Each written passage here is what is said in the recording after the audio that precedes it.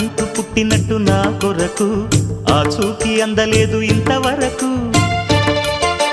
వచ్చింది గాని ఈడు ఒంటి వరకు వేధించలేదు నన్ను జంట కొరకు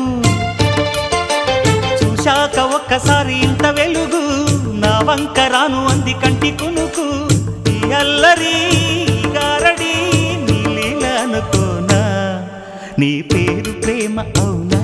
ఇవాళే నిన్ను పోల్చుకుందా